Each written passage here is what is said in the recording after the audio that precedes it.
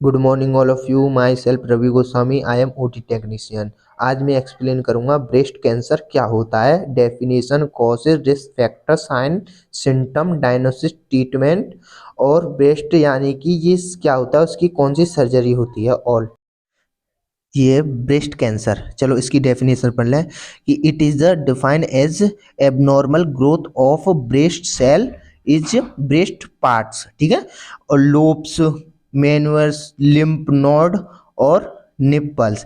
इसमें क्या है कि ब्रेस्ट के अंदर जो ग्रोथ हो रही है वो एबनॉर्मल सेल और टिश्यू की हो रही है, जिसकी वजह से क्या है कि ट्यूमर, भाई कैंसर किसको हम बोलते हैं, जब कोई सेल और टिश्यू एबनॉर्मल हो जाएंगे, उस जब वो एकदम ट्यूमर टाइप स्ट्रक्चर बना दी, उसी को हम ट्यूमर बोलते हैं और ट्यूमर को ही हम कैंसर बोलते हैं। वो ज़्यादा मात्रा में हो गया वो कैंसर बन गया और छोटा हो गया तो वो ट्यूमर बन गया। तो ये क्या है कि ब्रेस्ट के अंदर ऑल पार्ट में फैला हुआ है, इसीलिए हम इसको कैंसर हम बोलते हैं, ठीक है। तो इसी में अब हम ब्रेस्ट के इंटरनल स्ट्रक्चर के बारे में पढ़ेंगे, ठीक है ना। ब्रेस्ट के अंदर क्या होता है, लोब्स होते हैं, लोब्स के अंदर लोब्यूल्स होते हैं, लोब्यूल्स के अंदर ग्लैंड होती है, जो कि ग्लैंड मिल्क प्रोड्यूस कर रही है और मिल्क कहाँ जा रहा है, डक्ट के थ्रू वो निप्पल तक, ठीक है ना। इसको हम ब्रेस्ट इंटरनल स्ट्रक्चर भी बोलते हैं। हाँ, तो सबसे ज्यादा ब्रेस्ट के अंदर कैंसर कौन सी जगह कॉज होता है, तो ठीक है, जैसे कि ब्रेस्ट में जो कैंसर सबसे ज्यादा ग्रोथ होता है, जिसमें एबनॉर्मल सेल एंड टिश्यू की ग्रोथ होती है, एक तो भाई लोब्यूल्स के अंदर होती है और दूसरी होती है डक्ट के अंदर, जो सबसे ज्यादा एबनॉर्मल सेल ग्रोथ करती है। और तीसरे नंबर जैसे कि अपर पार्ट जो होता है ब्रेस्ट का अपर पार्ट, उसमें भी सबसे ज्यादा एबनॉर्मल और सेल टिश्यू ग्रोथ होने की कंडीशन देखी गई है।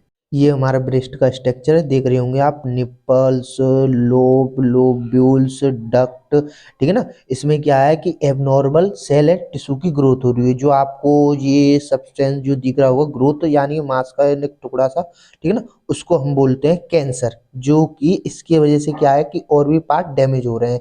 ये क्या होता है कि जब abnormal cell and tissue growth करते हैं तब ये ऐसी सिचुएशन होती है। आई होप आप लोगों को ये डेफिनेशन सिंपली में समझ आ गई होगी, ठीक है ना। अब हम कॉजेस की तरफ बढ़ते हैं, ठीक है। मैनी कॉज इज अननोन, यानी कि ये किसी भी कॉज यानी किसी भी कारण हो सकता है, ब्रेस्ट के अंदर ट्यूमर टाइप बन सकता है, ठीक है ना। तो अदर कोज पे पढ़ते हैं, हार्मोनल कंडीशन। भाई हार्मोनल कंडीशन कब होगी, आप लोगों को तो पता ही होगा कि पिट्यूटरी जो ग्लैंड होती है उसके दो पार्ट होते हैं, anterior pituitary gland, posterior pituitary gland.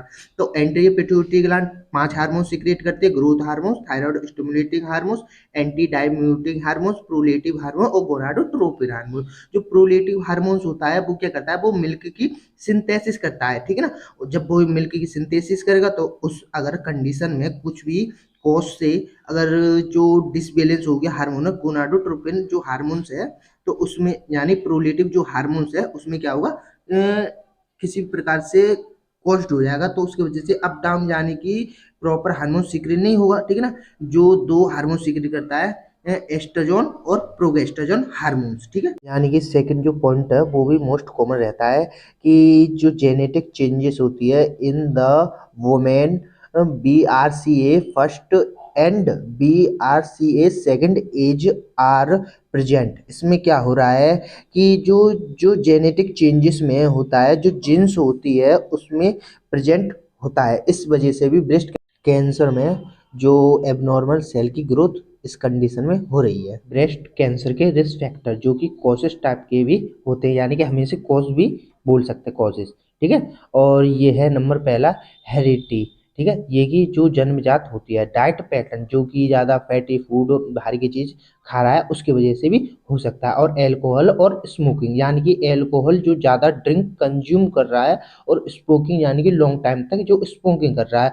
और ये है एक्सपोज ऑफ रेडिएशन, यानी कि ज़्यादा अधिक मात्रा में रेडिएशन और एक्सरा जो किरण होती है उसके कांटेक्ट में आ रहा है, ठीक है ना। अर्ली मेनोफेज और लेट मेनोफेज, इस कंडीशन में क्या हो रहा है कि जल्दी स्टार्ट हो रहा है या लेट स्टार्ट हो रहा है। यह साइन एंड सिम्टम, जिसमें क्या है कि इरेगुलर साइन ऑफ लिम्फ और मास। इसमें क्या है कि इधर की साइड में क्या होगा, abnormal cell and tissue growth होंगे, यानी कि इनलार्जमेंट हो जाएगा, ठीक है। और दूसरे नंबर पर ब्लीडिंग फ्रॉम लिम्फ एरिया, ठीक है। इसमें क्या होगा कि लिम्फ में जो होगी जो ब्लीडिंग होगी।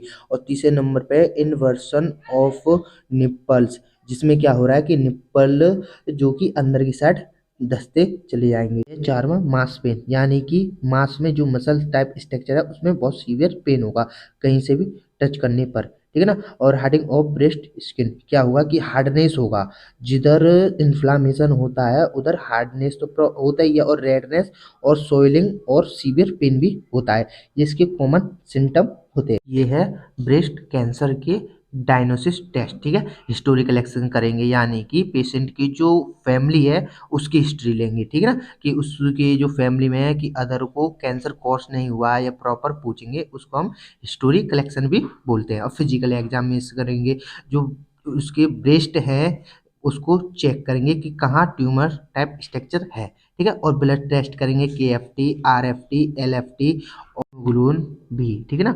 और ब्रेस्ट सेल्फ एग्जामिनेशन भी करेंगे हम। ये वो मोस्ट कॉमन रहता है, ठीक है ना। ब्रेस्ट सेल्फ एग्जामिनेशन टेस्ट में कुछ पॉइंट होते हैं। नंबर पहला पॉइंट होता है visual examination by mirror. Second point होता है टेस्टिल विजुअलाइजेशन, ठीक है। थर्ड पॉइंट होता है पोजीशन ऑब्जर्वेशन, ठीक है। और लास्ट में पॉइंट होता है साइन एग्जामिनेशन। इसमें क्या है कि मिनरल में जो शीशा होता है उसके सामने खड़े होकर एग्जामिनेशन करते हैं। ब्रेस्ट कैंसर के सर्जिकल मैनेजमेंट के बारे में चलो हम जान लेते हैं। जो लिम्पेस्टोमी होता है उसमें क्या कंडीशन हो रही है कि रिमूवल ऑफ लिम्फ और मास, ठीक है। सेकंड जो सर्जिकल प्रोसीजर होता है उसको हम बोलते हैं मास्टरटॉमी, जिसमें क्या हो रहा है कि रिमूव ऑफ ब्रेस्ट पार्ट, यानी कि मास्टरटॉमी में ऑल पूरा रिमूव किया जाता है ब्रेस्ट। और लिम्पेस्टोमी में क्या हो रहा है कि बस एक तो लिम्प किया जा रहा है और जो मांस हो रहे हैं बस उसको रिमूव किया जाता है।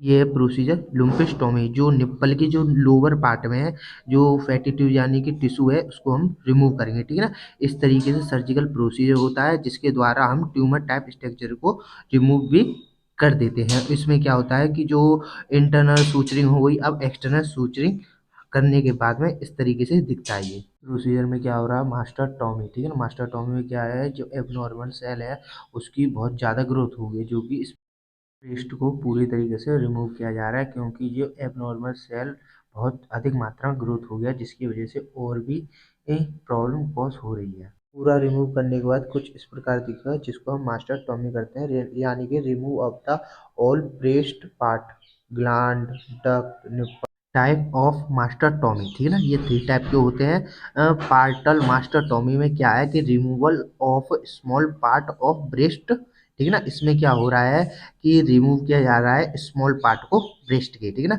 और दूसरे पॉइंट में है सर, यानी कि सिगमेंटल मास्टरटॉमी, यानी कि in this surgery removal part axilla node, यानी जो एक्जिला की जो नोड हो रही है उसको रिमूव किया जा रहा है। और थर्ड पार्ट में क्या है कि टोटल मास्टरटॉमी, इसमें क्या है total remove of breast part, ठीक है ना।